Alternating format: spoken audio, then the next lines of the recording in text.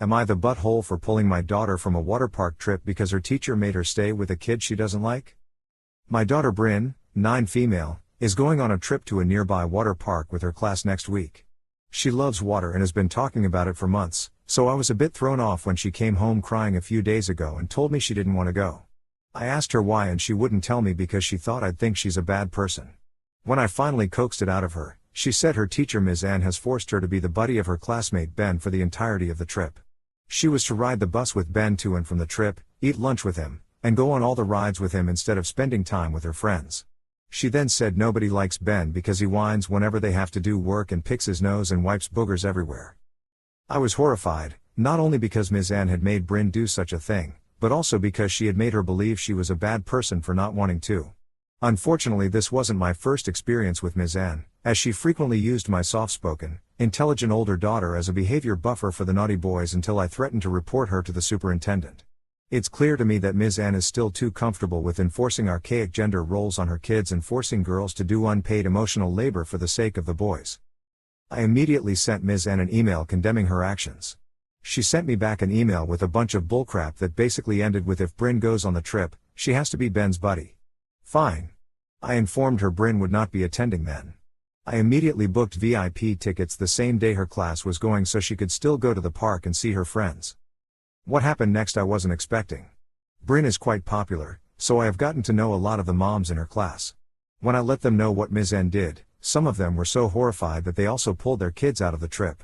In total, 8 kids, out of a class of 20, are either not going, or going with us.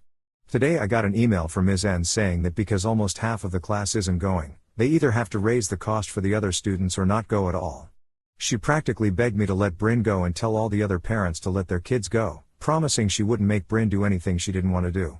I told her she should have thought about that before she tried to make my daughter do her job. My husband said I was being a bit petty and that Ms. N clearly feels bad about what she did, and I should let Bryn go as I've already gotten my way. He asked me if I really wanted to deprive children of what they've been waiting for all year. The thing is, if this wasn't Ms. N's first offense I probably would have agreed, but she has a pattern of this type of behavior and hopefully this will put a stop to it. Plus, if she has to explain this to her superiors, I have receipts. Is my husband right? Or am I justified? Update: Bryn was the only student assigned a buddy. The rest of the students were free to do what they wanted. Am I alone in suspecting that the teacher isn't so much feeling bad about what she did, but faintly terrified of either having to explain to her superiors why the trip is suddenly in jeopardy, or the backlash from other parents when it comes out why the trip she organized has fallen apart? Not to mention that if you've booked VIP tickets, I'm going to guess that if you did cancel your plans to suit her, you'd end up paying twice over, once for the school tickets, and again for the VIP tickets you've already bought? Not the butthole. I'd stick with a simple sorry, I've already committed to and paid for my own arrangements for that date now, with a possible unless other parents ask and you actually can rearrange without significant personal loss. Bryn was the only student assigned a buddy. The rest of the students were free to do what they wanted. I mean, just this is the only reason you need to be not the butthole. I'm really bowled over by anyone who would think this is in any way acceptable. Teacher is a piece of work. Am I the butthole for not letting an elderly woman have my son's seat on the bus? Alright, so my son, 17, has weekly therapy appointments that I take him to.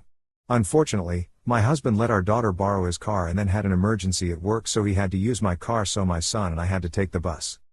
It wasn't ideal, but I'd rather the bus than miss an appointment. While it isn't my place to share why he goes to therapy, I will say that he will often forget to eat. I usually make sure he's fed, but due to the mess in the morning, it slipped my mind. The bus wasn't too crowded but all the seats were taken. My son wasn't doing too well and I could tell he was feeling dizzy from hunger plus the bus. So the second someone got off their seat, I sat him down.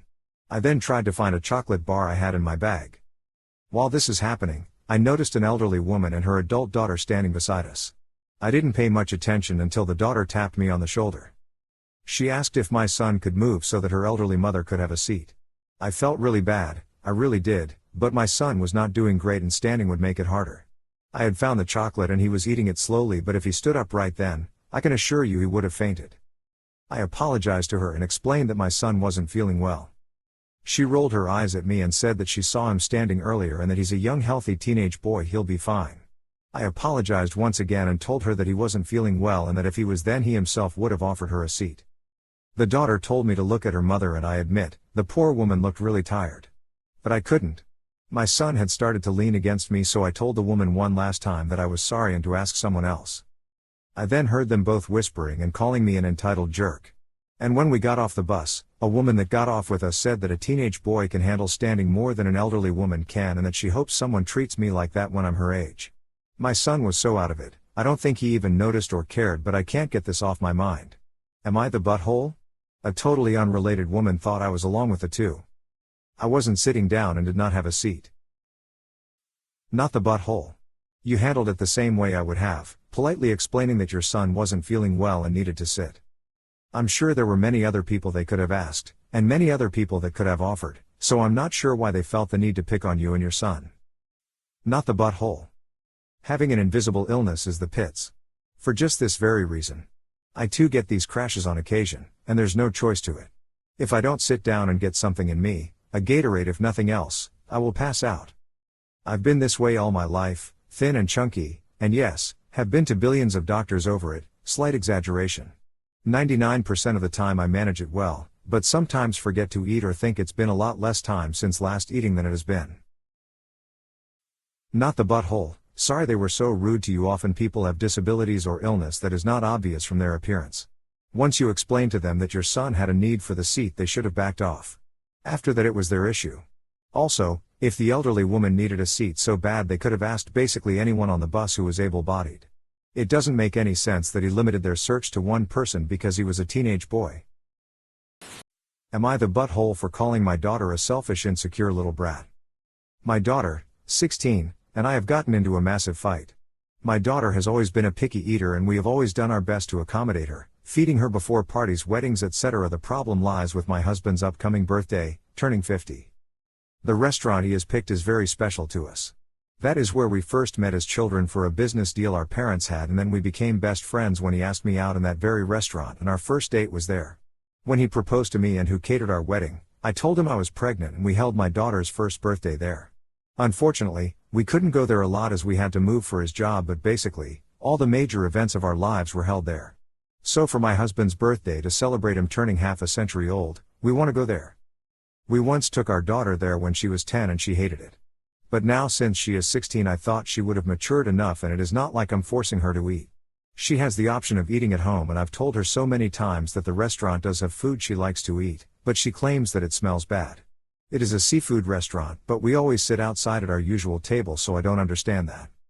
She says that we are being selfish, but I told her it's not about her, it's not her day.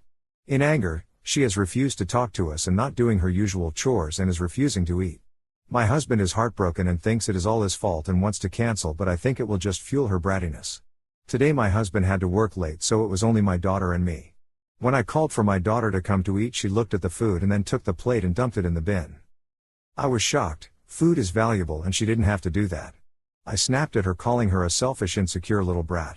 That she is not only hurting her father but ruining his birthday, and it's not as if we are asking her to give up a kidney. That if she continues this behavior, we will never fund her birthday parties ever again. She said that I am a terrible mother for saying that. I feel like I went overboard, but that she is acting like a brat. Am I the butthole? Edit. I am sorry for the late reply. I posted this and went to sleep. No, my daughter does not have anything like autism or any food allergies. We tested her when she was 10.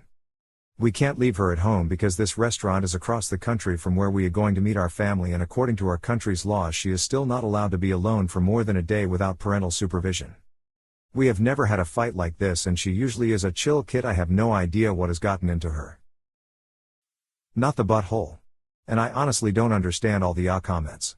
Daughter is 16, old enough to know better. Yesterday Reddit criticized a mother for always catering to her picky eater, and making sure wherever they go kid likes the food. Now Reddit is calling OP and Ah for telling her daughter no, it's not about her. This girl threw food away just because, instead of saying no thank you, not hungry. How is this okay? The only thing OP is to blame for, is for letting her daughter be so entitled, thinking it has to be where she wants. Because she's a picky eater. It's her dad's birthday. That restaurant is special to him. Edit. Thanks for the awards. Also wanted to add, at the end of the day OP, it's both you and your husband choice if you're going to put a stop to this entitlement. Like one commenter said below, she's going as far as to not eat in order to manipulate her parents. She's not doing her chores, and your husband is thinking of giving up and rewarding that behavior? If you do, your daughter will go out expecting the world to cater to her, and manipulate just to get her way. Reddit can give you a lot of advice, taking her electronics, not go out, etc. And this comes from someone that was a picky eater as a kid, grew out of it. Because my mother didn't give me a choice. I couldn't pick McDonald's or fast food, just because I didn't like my food. You are not the butthole, but your daughter certainly is. Please don't cater to her as you're right, it will fuel things. If she can't get over herself for a special dinner with her dad, why not leave her at home, as she will probably just cause unnecessary drama. She seriously needs to grow up and learn that the world doesn't revolve around her. If she doesn't learn it now, the world will teach her, and it won't be a nice lesson. Am I the butthole for going nuclear and staying at a hotel? We'll try and keep it short. I suffer from migraines and type 1 diabetes. We were advised not to try and get pregnant due to my lack of control of my blood sugars. It happened and it sucks, although I've been monitoring it so much better and been doing much better. 1. I ask my husband constantly to turn the sleeves of his tops the right way in. He wears 2 to 3 tops a day. If he goes gym it's 3, 2 if he's going out, which he 9/10 does, and he doesn't, so I'm ironing 10 tops each week at minimum, and it just gets so annoying to constantly be turning in the sleeves. 2. I ask him once a week to unload the dishwasher and get rid of the rubbish. I do it the rest of the time. Rubbish wasn't emptied, and when I opened a cupboard a few plates fell out and one fell on me, which hurts more than it sounds like. 3. I had a migraine. I asked him to keep the lights off and keep it quiet, and he insisted on A, playing loud music, and B, turning the lights on. I just lost it. I'm so uncomfortable, and it's like I feel like I asked the minimum. So I told him I wouldn't be having 2 children and asked him to leave. He wouldn't, so I texted my brothers and they came and made him leave. He's texting me, I since calmed down, and saying I'm the because I overreacted, went nuclear and can't do that when I have the baby. He's insisting I apologize. Am I the butthole? Edit. Notice the error in title, should say making him stay at a hotel. Not the butthole. Stop ironing his shirts, girl. You are pregnant with a serious, life-threatening, medical condition. He isn't even doing the bare minimum to be a decent partner. Do you have family close by that you could stay with for a bit to get a mental break? If he insists on coming home and being so rude. I'm sorry you're going through this. Info: why can't he iron his own shirts and get headphones?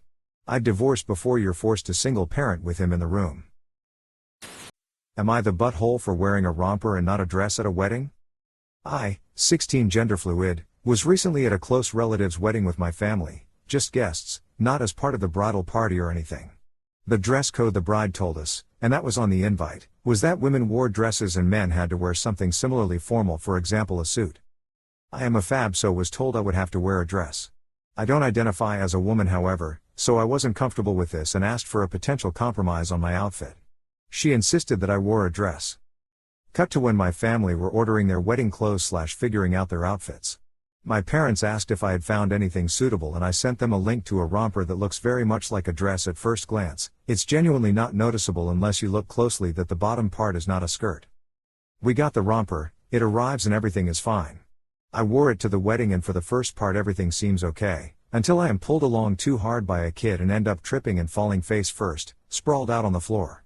As everyone nearby gathers around to see what happened, the bride notices that the bottom part of my outfit is shorts and not a skirt, and loses her crap and starts screaming at me that she made it clear I needed to wear a dress and that I was being selfish by going against her wishes on her special day. I'm pretty sensitive and also hate loud noise as I'm autistic, so I start crying because the mix of pain from scraping my leg and her loud voice yelling is enough to overstimulate me pretty badly. My cousin leads me away to treat my wound. The bride stalks off still fuming and won't speak to us for the rest of the night until we eventually leave at the end of the wedding. I was reassured by some members of my family that I didn't do anything wrong, but I'm still super hung up over it and wondering if it was bad of me to wear that. I'm happy to provide a link to my outfit if anyone wants to see it to gauge for themselves. Edit: this was what I wore. Edit 2: not attending wasn't really an option. She was marrying a close family member and we were pretty much expected to be there. My parents said that I needed to come as well.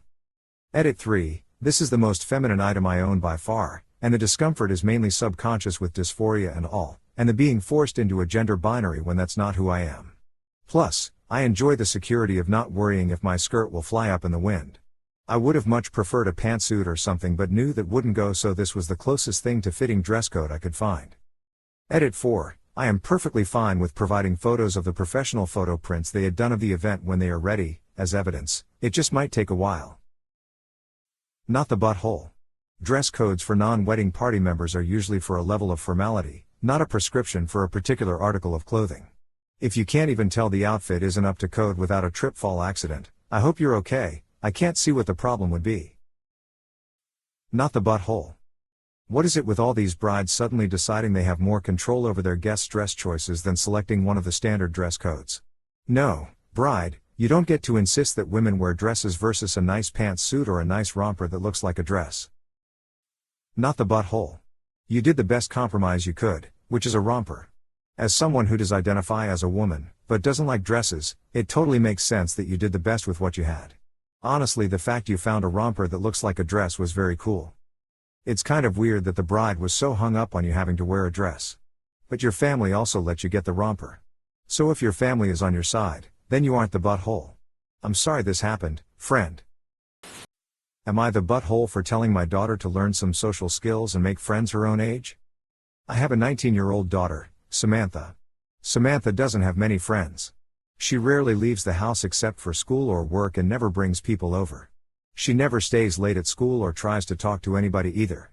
Part of it is because all she talks about is kids. She loves kids, works with kids, and is in school to work with kids, her dog, musicals, and baking. My other kids are the exact opposite. I get into arguments with them because they were never at home, but at least they had social lives, friends, and boyfriends. Sure, they got into trouble, but I'd rather that than Samantha never going out or talking to anybody. Samantha is in a math class with a professor that encourages the kids to work together and talk to each other. I thought this would be great for Samantha, and I was stoked when she said that she and some other people started a study group. Then she told me about the group. There's her, another 19-year-old girl, a 30-year-old man, a 35-year-old woman, and a 45-year-old woman. The worst part is that she mostly only talks to the 35 and 45-year-olds. We just went to a graduation party for a girl that's exactly like Samantha. The girl didn't know anybody at the party except for her sister and looked miserable the entire time.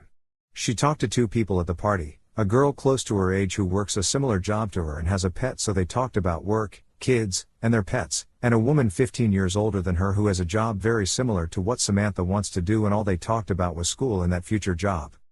When we were driving home, we were talking about how sad it is that the graduate didn't know anyone at her own party, how she doesn't have any social skills, and that she's going to have a hard time finding a job because she doesn't know how to talk to people. Samantha stayed quiet, and I told her if she doesn't figure out how to talk to people and start talking to kids her own age, she's going to end up exactly like the graduate. She didn't say anything in the car, but when we got home she packed a bag, got in the car, and went to my mother-in-law's house. My mother-in-law has always coddled her and told her there's nothing wrong with her when she's asked, and has gone so far as to yell at me, kick me out of her house, and even threatened to take me to court for money that my husband and I borrowed but never paid back, when I did say that there probably is something wrong with her if she doesn't know how to talk to people like a normal person. My mother-in-law also blames me and my other kids for Samantha being the way she is. Samantha used to tell everyone everything when she was younger, and we used to make fun of her for it. Samantha's friends also preferred to hang out with my older daughter when she brought her friends over, but it's not my fault that her friends found my older daughter more interesting. Am I the butthole for telling her to learn social skills and talk to people? AITA. You basically said she needs to stop being who she is or she'll be a failure. Way to invalidate your kid. So your parenting methods when she was a child made her fear being open and socializing, and you want to continue criticizing the small amount of socializing she's comfortable with as a result of your earlier parenting. I think I summed that up right. If you keep talking to her like that, you're going to be the one to blame for her quiet social life, not her. And hey, she might prefer to not be the life of the party. I never was. And another thing, she'll never get a job as she can't talk to people her own age? In what world is her employer also going to be a 19-year-old girl? She seems to do just fine talking to older adults about her work. Seems to me you're just mad that she's not as social as you want her to be. Get knotted. You're the butthole. Samantha used to tell everyone everything when she was younger, and we used to make fun of her for it. You are very much in butthole. Am I the butthole for telling a guy to move his crying baby out of a quiet enclosure at the zoo? I, 19 male, visited the zoo today with my family, and we were checking out the koalas, who I was especially excited to see. You may not know this, but koalas apparently need over 18 hours of sleep a day to function, or else they can get quite unhealthy quite quickly, And so any exhibit of them at a zoo will often come with an expectation that you maintain a certain level of silence while observing them. This zoo today was no exception. You are made to go through 2 gates, both of which have signage saying please be quiet, keep the noise down, silence please, etc. And then the door to the koala house itself has another sign, please keep noise levels to a minimum. With all those reminders, I figured people would get the memo, but as soon as we entered the enclosure, which was a small room indoors with a glass window looking into the koala pen, I spotted a couple in their early 30s with 2 young kids and a baby. I somewhat apprehensively tried to observe the koalas. They were so cute and my little sister was happy to see them, but then, like clockwork, the baby starts crying. Hardly the baby's fault, it's a baby, they cry, so I gave the dad of the family the benefit of the doubt thinking he'd either take the baby out or calm her down. A few moments pass, the baby gets more annoyed and cries louder. The koalas scurry away, hiding in their cubby holes, and others wake up from their sleeping. I give the dad the look. I feel like everyone knows the look, we've either had someone give it to us or given it to someone else. I'm not sure I'd ever been on this end of it, but I definitely received some looks at times. Baby continues to cry. I, being a socially awkward autistic teenager, grapple with the idea that the dad might have missed my giving him the look, so I do the classic. I shake my head and give a little sigh. No change. I throw another look his way, this time a little more firm, but I feel like I overdo it. My eyes are a little too intense, perhaps, because suddenly the dad is saying, in the voice of someone who's just gotten a lecture, well alright mate, it's just a baby, to which I reply with a gesture towards the sign silence, please. But it's a baby. He says. Well, don't bring a baby in here, I reply, in a whisper. My parents jump on me, thinking I'm out of line, and the couple and their kids give me the filthiest of looks and leave the enclosure, leaving me feeling very tense. What do we think? I feel like this is a very common struggle in a public place where there aren't always members of staff to enforce the rules. We want to pick our battles, of course, but this family bringing their baby in spoiled my little sister's magical moment seeing a koala for the first time. Surely they should have seen the signs and thought probably best to not bring little Charlie in, or, if they really wanted to see the koalas, the dad could have stayed outside with the baby and the mom and the kids could have gone in. Am I the butthole? Not the butthole, they obviously were able to read the signs, they just think it didn't apply. I think you did a great job, it was mostly non-verbal and dude finally got the hint, but still tried to make excuses. It's a baby, well yes, but baby doesn't know when and where is proper to be noisy, cause it's a baby, therefore be a parent and also be mindful of other creatures, humans or not. So you did have to let him know that the signs are there for a reason, and you even yelled, which showed that even you were trying to keep quiet out of respect. Librarians don't put up with that in their domain, koalas shouldn't have to either, but they can't speak, so they need an advocate. You are a great koala advocate. Great job OP, and you can tell your parents I said so. I'm a mom of 2, grandmother of 3, and my kids would never have kept a crying baby in a quiet place because I taught them manners, and I also took my crying babies out of church, a wedding and a theater, not an infant. A 5-year-old who insisted he was old enough to go to the movies even though he was really sensitive to sound. I told him he wouldn't like it and he was feeling really left out because his friends went to the movies. So, yeah, too loud, not a scary movie, but the noise was too much and he got scared, so he cried and we left. Because I knew that I was responsible for my little's noise in public. Not the butthole. Warning, rant incoming. I think you're fine, you didn't even say anything that mean? I disagree with everyone saying you were wrong to be passive aggressive. In social settings like this, some looks can save them the embarrassment, if they catch on, which this guy clearly didn't, of them getting verbally called out. Also, it reduces the noise. OP would be a hypocrite to talk to the dad, making more noise himself, while he was mad about the family making too much noise. Sure, maybe you should have left it up to the staff. But I agree with you, people shouldn't be stupid enough to bring a baby that will inevitably cry at some point into a silent place. There was an abundance of signs saying to be quiet. Can they not read? Your assessment of maybe shouldn't bring the baby in is spot on in my opinion.